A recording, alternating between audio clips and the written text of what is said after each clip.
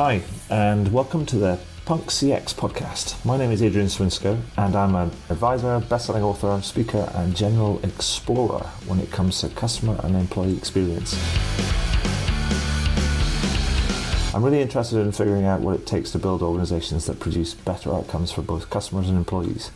So with that in mind, I seek out and interview CEOs, entrepreneurs, business and tech leaders, authors and academics to uncover some clues about what it takes to build such an organization.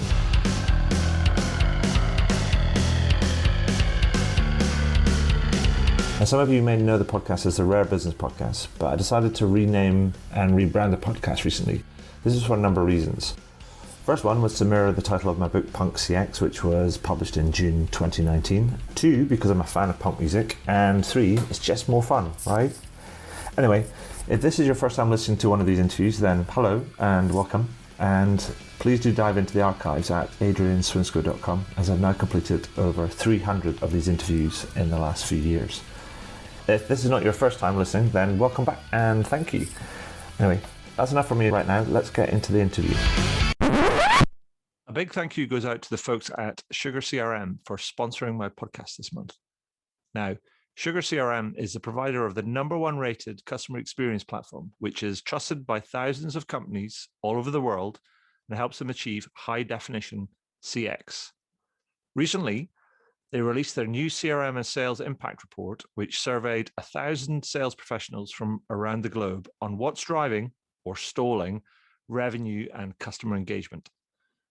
The report also asks a provocative question. Are companies on the cusp of a customer relationship crisis?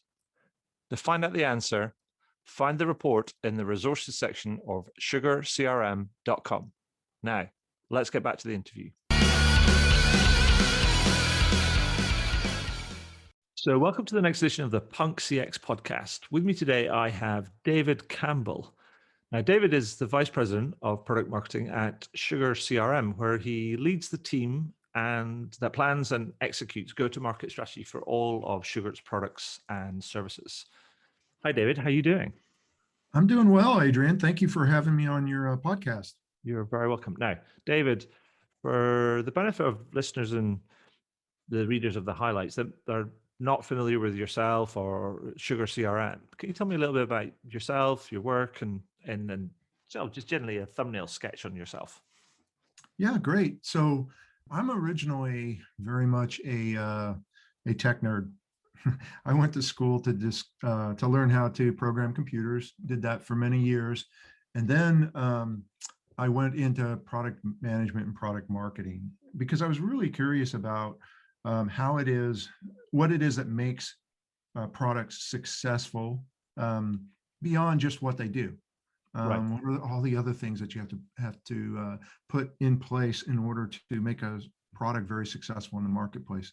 And so now what I'm really responsible for is the strategy around how you take a product that you believe is really good and you bring that out to people, how you talk about it, how you price it, how you put it in front of the people who can benefit from it in order to make it successful.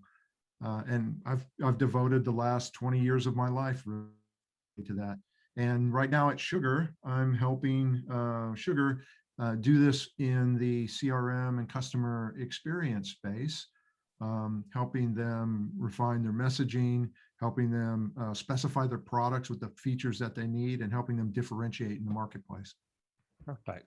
Now, before we get started, I also need to say, first of all, thank you for sponsoring the podcast this month. I'll say a bit more about that kind of later, but just a big thank you to yourselves for sponsoring the podcast this month.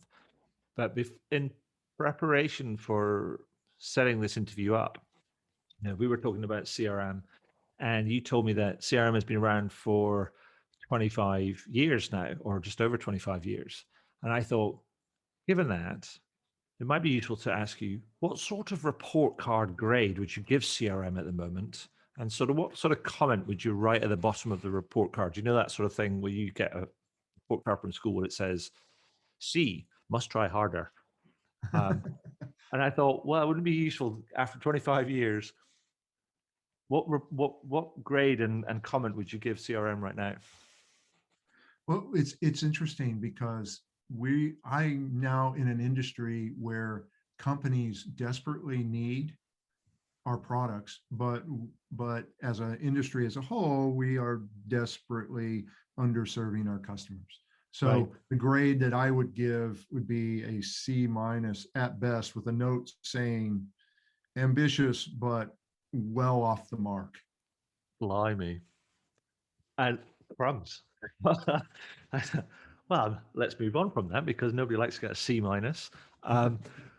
But maybe let's explore some of those things, because I think those are maybe some of the things that you found in your recent research report that you published, called, and I know we've talked about this before in another forum, and it was called the CRM and Sales Impact Report: Are Companies on the Cusp of a Customer Relationship Crisis? Now, if I may, I'd like to dig into a couple of the things that stood out for me in the report. And the first one I wanted to start with was the idea that the report states that half, 50% of all professional surveys, and you spoke to what, 1,000 global sales professionals or sales professionals from across the world, reported that they cannot access the same view of customer data across marketing, sales, and service. And I read that and I thought, really?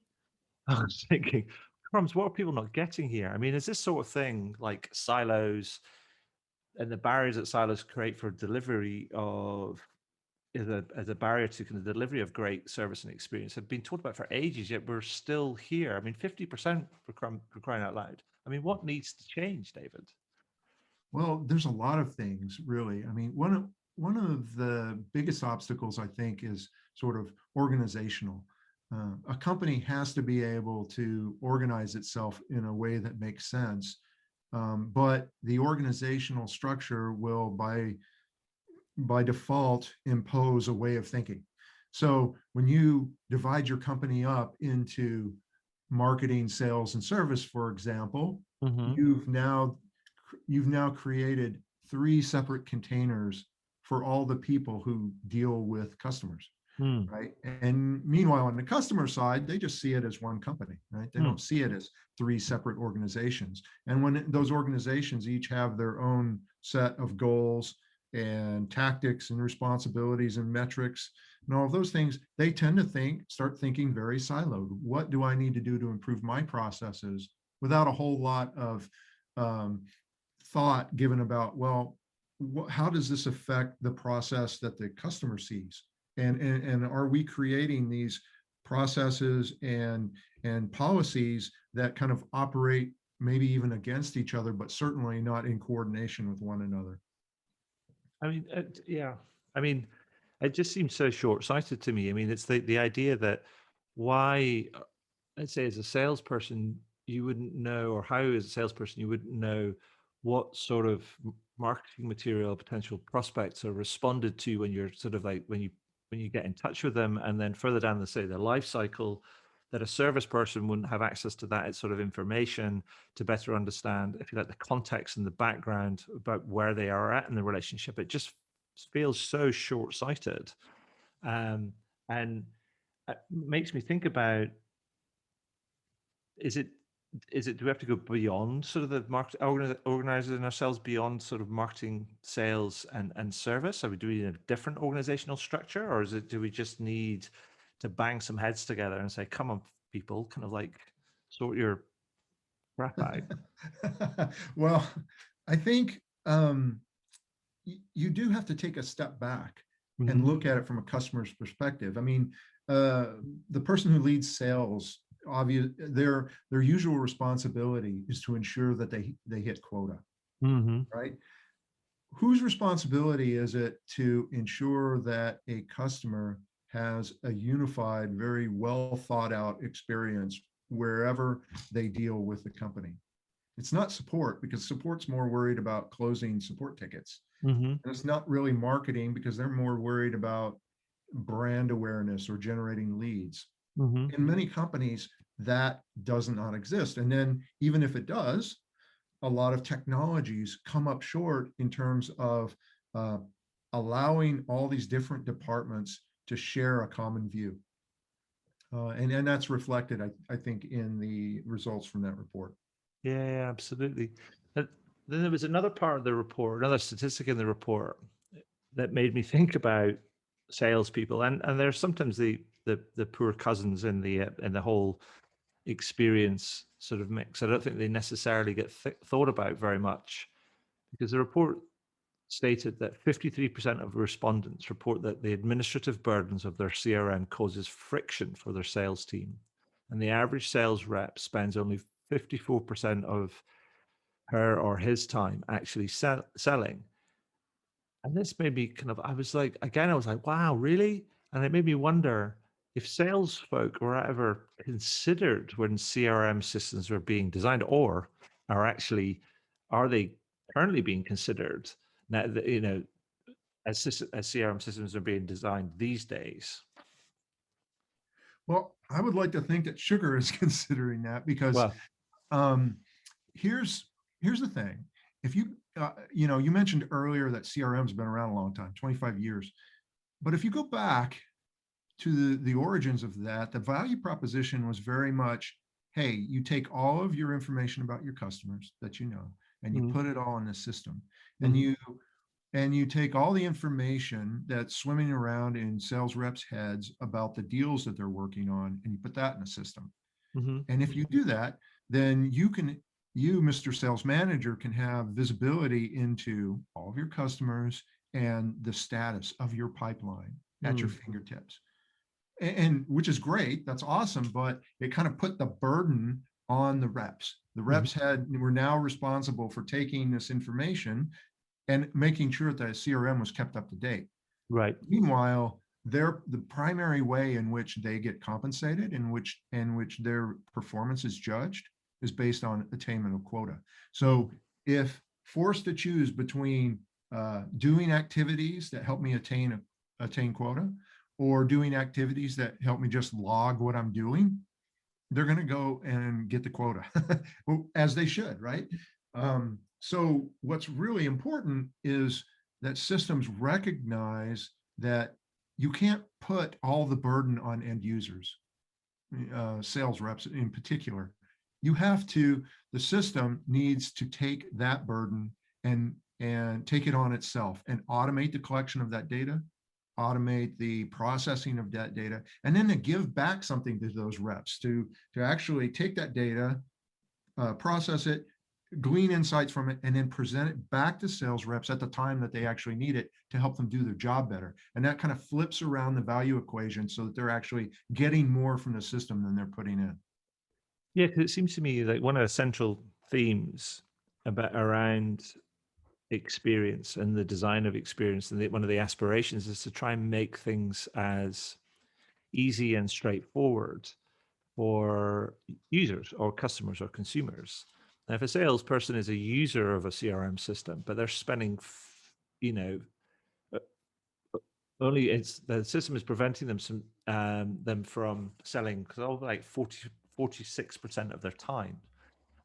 Then you've got to ask yourself, you're not making it, whether the system is making it easy, and it's patently not. And therefore, yeah, I guess harnessing automation to try and collect that data, but also thinking about the process with which how you collect the data, and whether it's just, oh, you have to type it all in, or can you speak it in, or does it fit with your lifestyle of a salesperson, like when not necessarily now, but actually prior to the pandemic, you'd have many salespeople, and I know you guys specialize in sort of the B2B space. You'd have a lot of people on the road, right?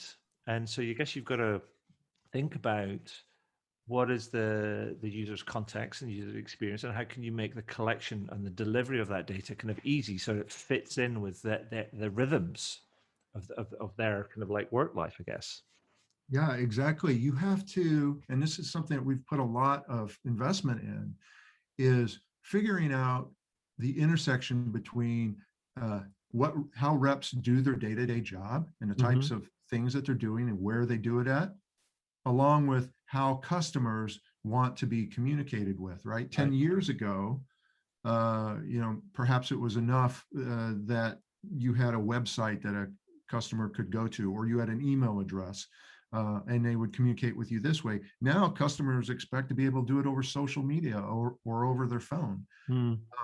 And so I would say part of my C- grade goes to the fact that these systems haven't really kept up with those channels so well. So they're not really capturing those conversations in all of these different ways of communicating and making those a first class member of data in the CRM or in the other applications that these front office employees are using.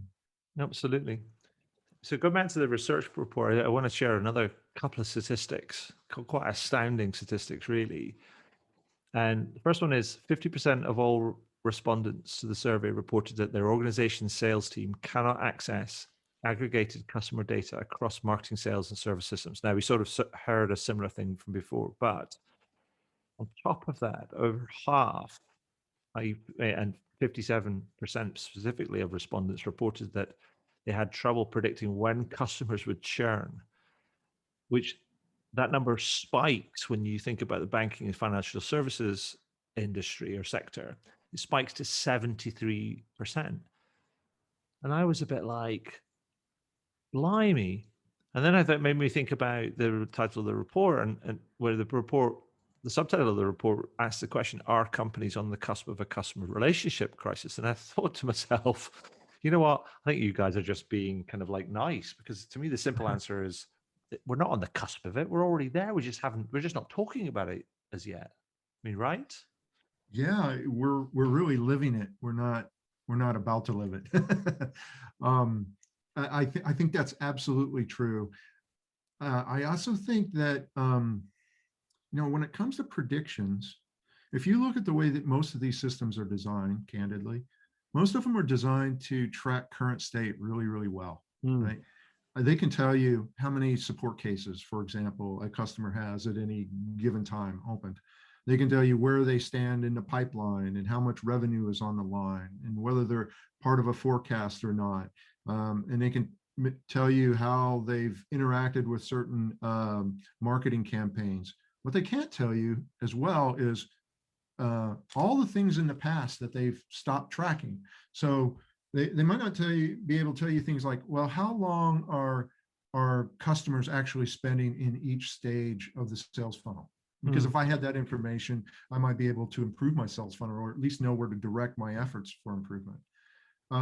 They might not be able to tell you, well, based on the data, what really is my ideal customer profile, right? Because all companies probably have somebody they're targeting, but based on historical evidence, who are the people who really buy their products, right?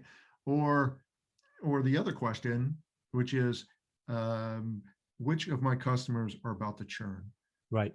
Well, in order to do that, you really have to have a full historical view of customers, right? You can't just, it's not enough to just know their current state, right? You have to know how they got to that state. And then you have to know the trends in order to project them in the future and make predictions, right? And that's where these systems really, really come up short. So what's the solution, David? Because it feels like we're in a hole here. Yeah, well, I think that the solution is manifold because, this definitely falls into the category of complex problem, which is like complex problems for me, I define those as the ones that don't have a simple solution where it fixes all facets of the problem. It's instead, you have many different interdependent facets of the problem and you pick the solution that optimizes around the ones that you think are the most important. Right. So does this fall into the kind of the category of can that gets kicked down the road? that is often the default choice, and that's why we are in fact in the middle of a crisis, right? But I think it starts culturally, right?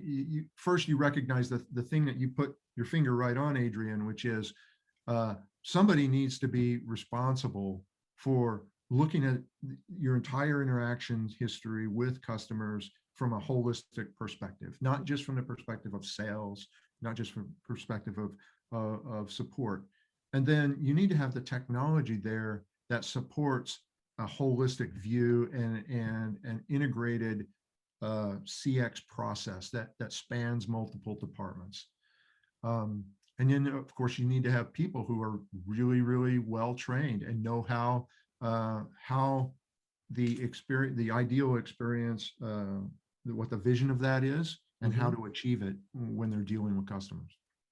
Perfect. I mean, so that's, I mean, that's often which is often the way. It's like we can start with sort of, the big ideas. It's like, start with the end in mind, design the experience that you want to deliver, all of those sort of good things.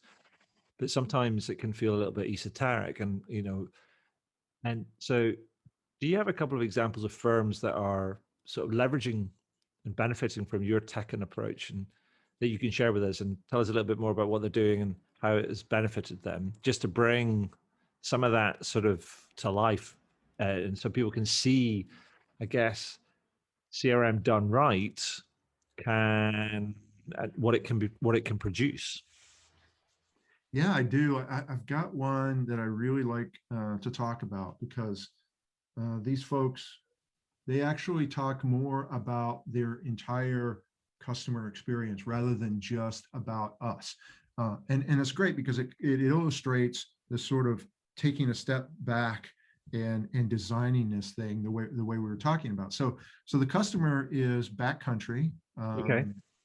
and what they do, they sell outdoor gear to people who are outdoor enthusiasts. So they compete with companies like Amazon for one, but more in the specialty arena, they might compete with REI or somebody like that. Yeah. Now, what's interesting about their business is they're smaller, right? And they go up against the Amazons of the world, and they have to figure out a way to beat scale, right? Right. And their philosophy is they beat scale with specialization. So a company like Amazon or to a smaller degree REI, they win by leveraging their size to have lower prices and massive selection, right? And that aligns really, really well with online retail.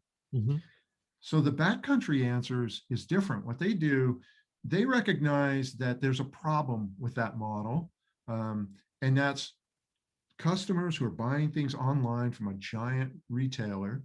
They can be confused by like overwhelming choice, and there's also just sort of this impersonal experience of buying online, where you can't really talk about the product with somebody who knows what they're talking about.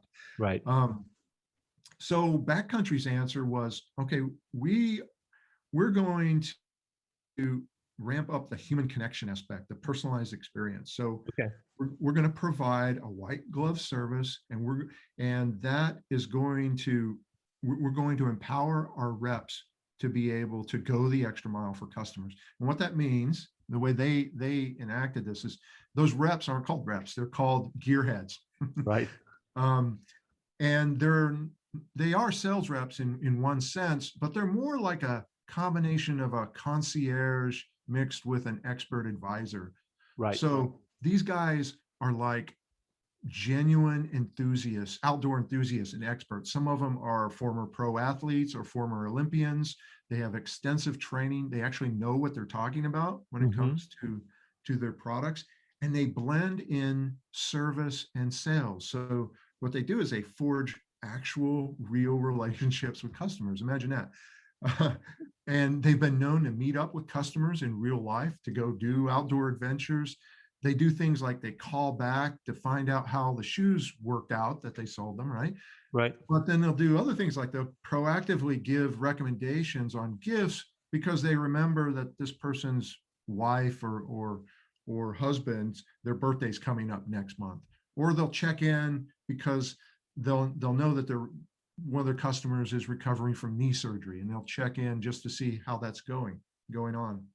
And how do they use the technology to help them sort of do that? Because I understand that. So it feels like they've gone, this is our marketplace, this is kind of what we do, this is our strategy, this is the experience that we want to aspire to, that's going to enable us to achieve that sort of strategy, differentiate ourselves amongst, from some of the mass market kind of players. What does the technology enable? How does the technology help and enable them to do that? Yeah, so these gearheads, if you think about it, right, you've got one gearhead who's probably responsible for hundreds of customers, right? So if you had to do that on paper, you'd probably have about 1 million post-it notes on the wall around your computer screen to help you manage that. So one is just a system for being able to track customers. But the other aspect of this is knowing, as Backcountry does, that different people will be interacting with a customer potentially, like in a customer support situation where they're having to do a return or something like that. They might be dealing with different people, or marketing kind of campaigns that Backcountry is doing to their customer base. The sales rep will not be involved in that, right? But they need to have the visibility into how those customers interacted with those campaigns, which click-throughs they did, which products they actually showed some interest in. They need to know, well, has this customer actually done a return on something recently? Have they called customer support for any reason? So having all that information across all the different customer touch points available for a gearhead is really, really important for them to be able to forge that relationship, to anticipate the needs that their customers have, and to make expert recommendations. And is that kind of like, just is that approach translated into kind of results and growth and just, you know, solidifying their position in the marketplace? I mean, I know that Backcountry has been around for a while. I mean, is it driving them forward? Yeah, it is. It is. They've had phenomenal growth. They've gained market share against very formidable competition, and their customer retention and follow-on sales rates are through the roof. Because once somebody, there's one example of one of these gearheads actually being invited to the wedding of one of their customers, because the customers just felt, you know, so connected with this, you know, on one hand, a sales rep. Right. And that's pretty extraordinary. And if you can successfully develop relationships like that, that builds customer loyalty like nothing else. It takes a lot to pry a customer away from a company that they feel that loyal to. Absolutely. So David, do you have another example, maybe a B2B one, because B2B ones are quite rare, and so if you've got another one of those, it'd be great to hear about one of those. Yeah, and this one will be a little bit different, not just because it's B2B, but because they're emphasizing different aspects. So I can't name this company, but I can tell you that they are a consumer electronics company, one of the biggest in the world. They are global, and they're very, very well known for having a very mature customer experience model. Right. They map out that customer experience in a lot of detail, all the way down to what's the experience going to be like to unbox one of these products. Right. And one of the things that's really important with the technology is being able to adapt to a customer's needs or a company's needs in the way that they interact. So what they've done with our product in this case is, instead of using it in an out-of-box kind of way, they've taken advantage of APIs that we provide to basically create their own custom application. And it's more of a broad-reaching business application.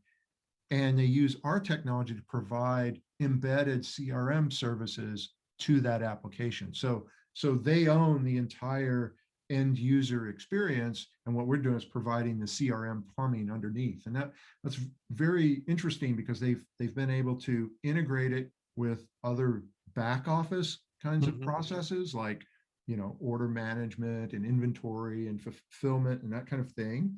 And at the same time have a very customized sales process, because they do both online as well as brick and mortar sales through their own kind of boutique retail stores.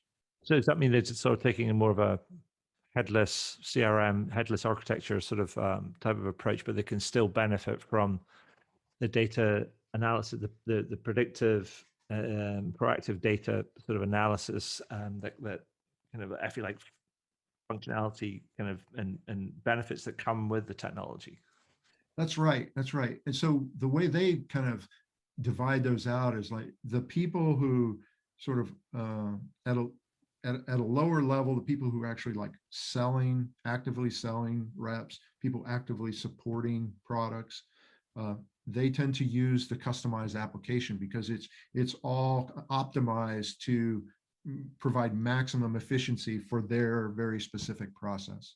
Right. And then they use our actual front end applications for more of the back end kind of strategic kind of decision making. So they use the analytics and the AI capabilities to allow them to make better decisions about that. So it's more of a managerial or data analytics capacity that they use our front ends for. Perfect. That's great. I mean, and so those are, I mean, two great examples that show some of the benefits of the joined up thinking, as it were, that you're advocating. Well, you highlighted in the report, but also your technology kind of enables. And I just wonder, is there anything else that you'd like to highlight from the report, or anything else, or any other sort of story or case study you'd like to share with us before I kind of like switch gears a little bit? Yeah, sure. So I think one of the things that the report really highlighted was the need to think about the care and maintenance of the system, Mm-hmm. right?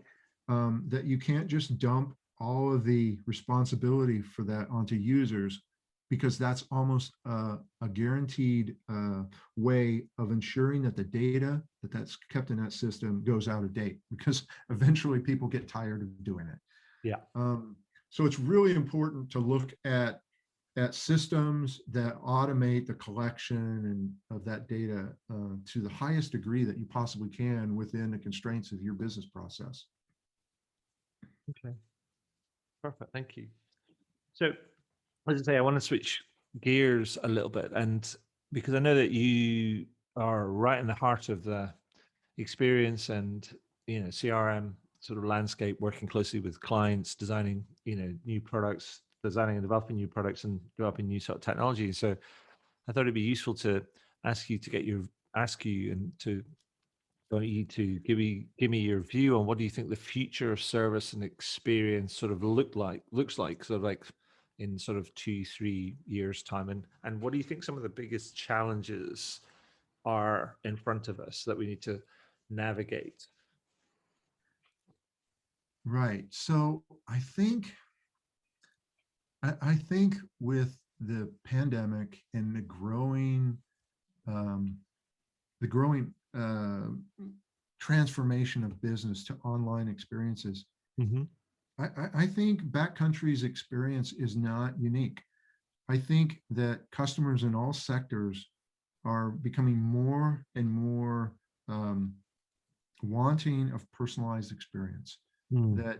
That price and selection, and this goes to B2B just as much as B2C, but price and selection may not continue to be the driver for business that it has been,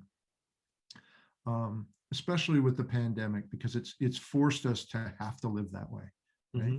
And I think customers really crave a more relationship-driven experience.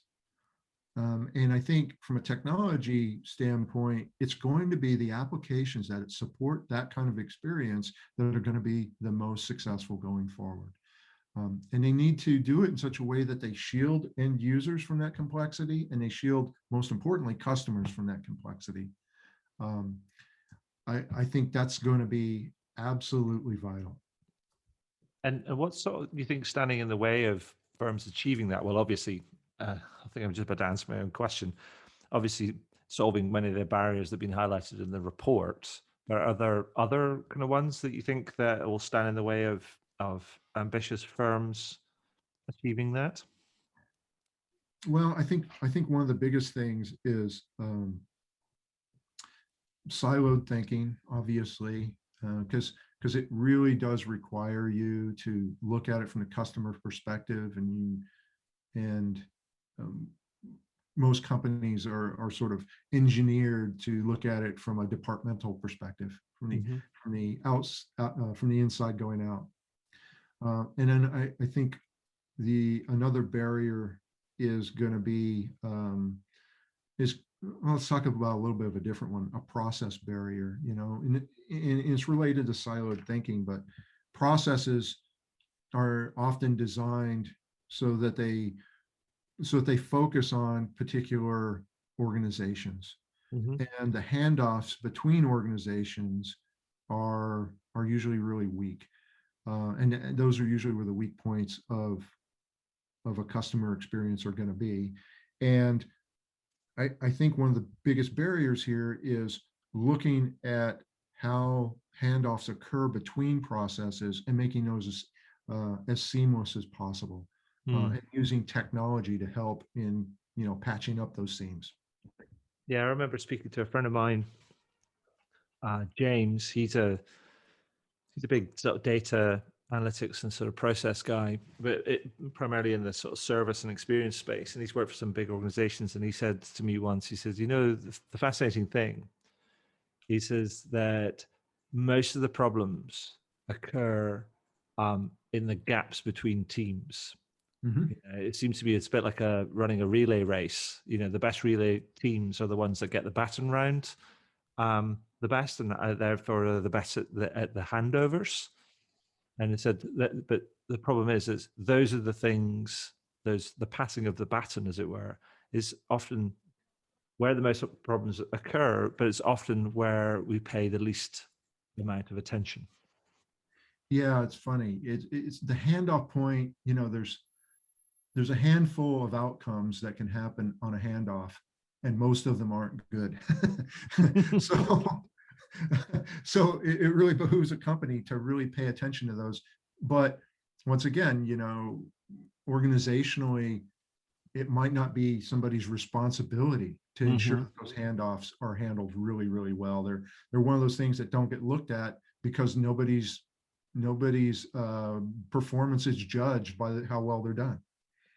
And do you think that's something to do with, because it made me think about what you were talking about earlier around salespeople and quotas and people in service and support, maybe handling requests or closing tickets and so on and so forth, and maybe marketing folks thinking about getting campaigns out and click-through rates and all those sort of things.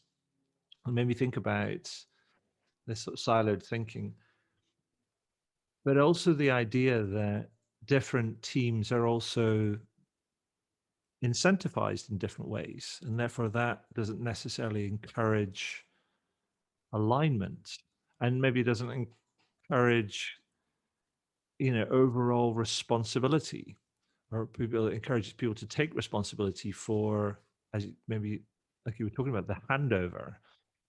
What do you think to that? Do you think that's also a place that we need to look more at, so we got shared alignment or shared incentives?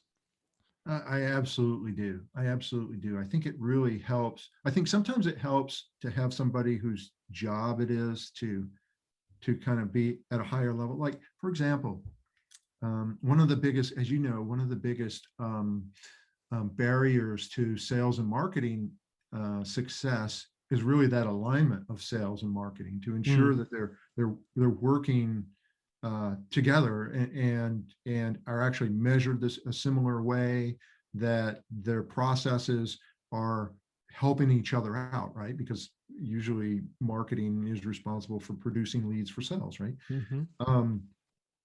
Well, I was at a company, and this goes before Sugar, but they had your standard sales and marketing kind of organization, and they had the standard set of problems. Sales would complain that marketing wasn't providing quality leads. Meanwhile, marketing was saying, well, you guys don't follow up on X% of the leads that we give you. So how can you actually say that? What fixed it in that company Mm-hmm. was they created a new position. It was called Chief Growth Officer. Right. And both sales and marketing report that person, and that person was responsible for both organizations. And having that oversight forced people to come to the room and stop pointing fingers, and instead start fixing problems. Right. So I think that often helps. I've often said that in business, the way you organize yourself is really a reflection on what your values are and the things that you think are most important. And by default, the things that you're going to let slide.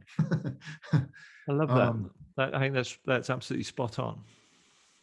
And so I think that it's time for a lot of organizations to rethink the way they're structured in order to improve alignment between departments.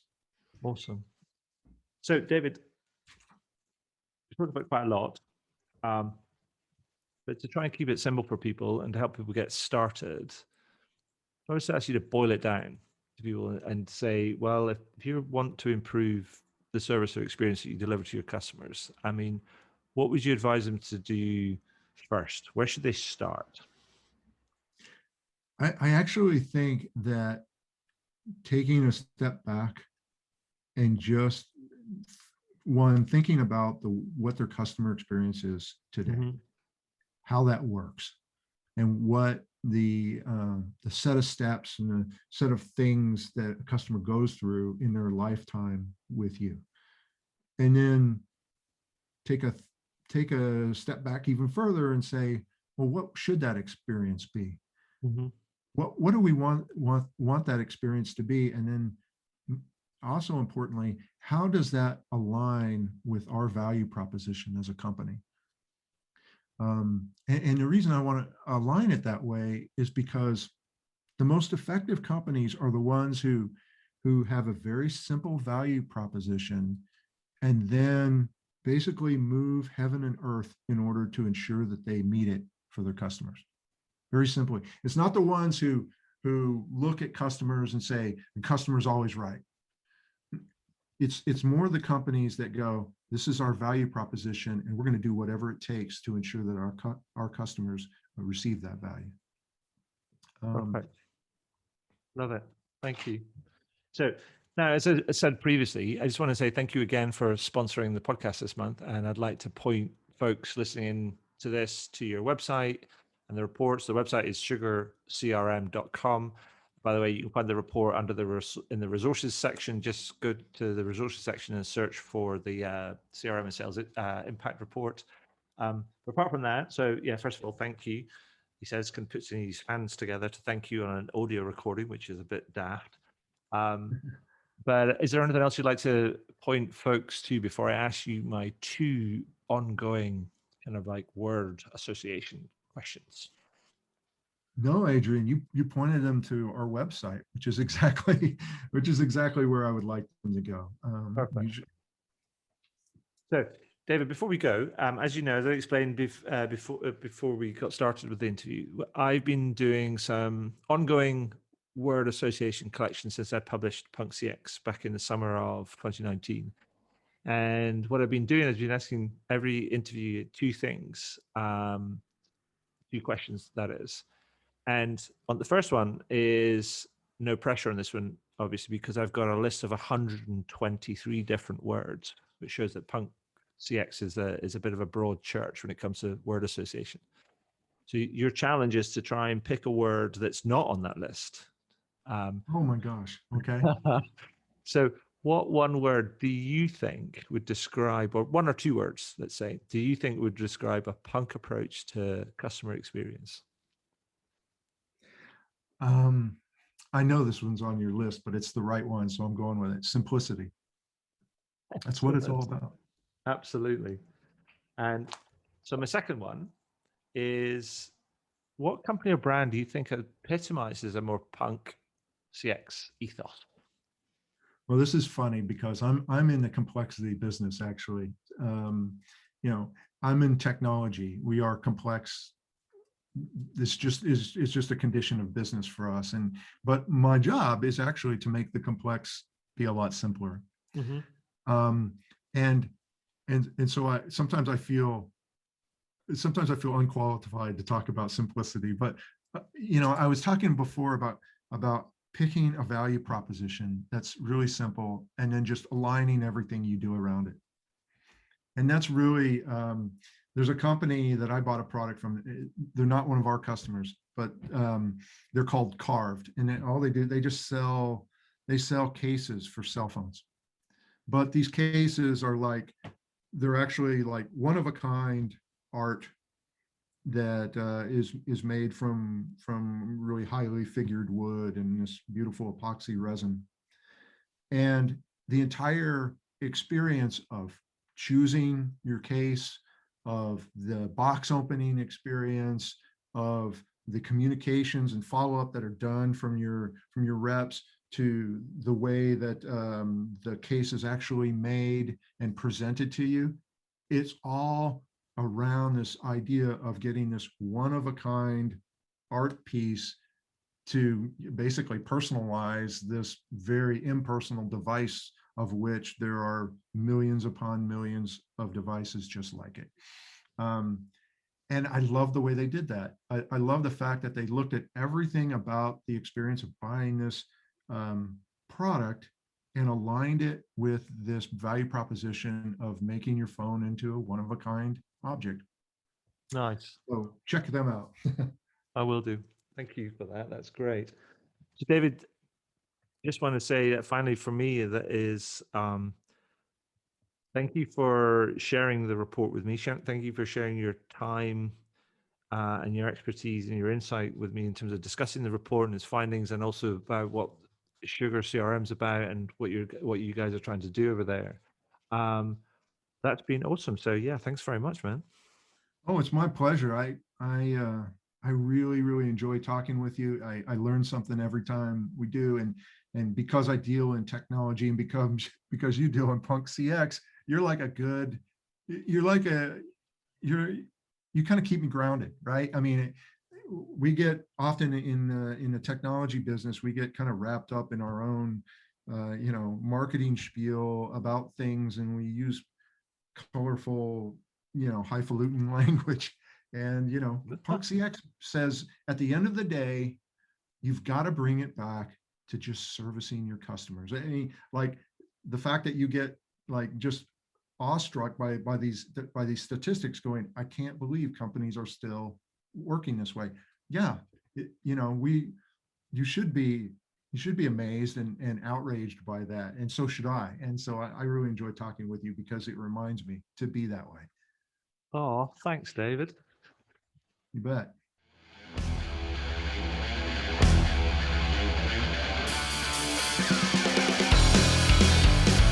Well, that was cool. I hope you enjoyed it. I did, and I always do actually, because I always learn something new when I speak to some of these amazing kind of people. And it's always something new that I can incorporate into my writing, speaking, workshops, and other sort of advisory work that I do.